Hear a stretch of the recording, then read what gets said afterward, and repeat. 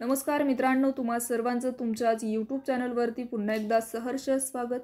वाल्मिक कराड आणि बीडमधील पोलीस निरीक्षक शीतल कुमार बल्लाळ यांची कथित कॉल रेकॉर्डिंग सोशल मीडियावरती व्हायरल झाली आहे।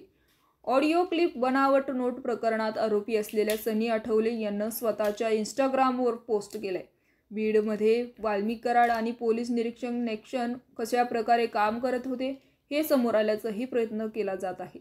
सनी आठवले हा आधी वाल्मिक कराड सोबत होता, मात्र काही कारणास्तव त्यांनी कराडची साथ सोडली। कराडची साथ सोडल्यानंतर वाल्मिक कराडचं आपल्याला खोट्या गुन्ह्यात अटकवलं आणि आपण पुन्हा कराड सोबत आल्यानंतर तो खोटा गुन्हा मागे घ्यायला लावल्याचा दावाही सनी यांनी केलाय आणि हीच त्यांचे प्रकरणातील ऑडिओ क्लिप असल्याचं सनी म्हणाले।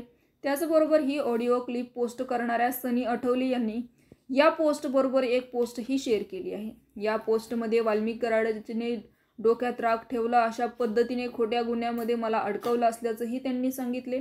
तर बीडमध्ये नेमकं चाललंय काय, का मला गुंतवलं जाते, खोटे गुन्हे दाखल केले जाते, देशद्रोहासारखे खोटे गुन्हे माझ्यावर दाखल केले, आयुष्यभर उद्ध्वस्त केलाय, त्याचबरोबर देशद्रोहाचा गुन्हा डोक्यात घेत जाण्यापेक्षा मला मेलेला बरं, असं शहरात पोलीस स्टेशनच्या पोलीस निरीक्षक शीतल कुमार बल्लाळ हे वाल्मिक अण्णा कराड यांचे मित्र असून मी धनंजय मुंडे यांच्यासोबत दीपज्योती ग्रुपच्या माध्यमातून जोडले गेलो होतो, परंतु काही कारणास्तव मी त्यांच्यापासून दूर आल्यामुळे बीडचे आमदार संदीप क्षीरसागर यांच्यासोबत 3 ते 4 वेळा आढळून आल्यामुळे वाल्मिक अण्णा कराड यांनी माझ्यावर राग केला।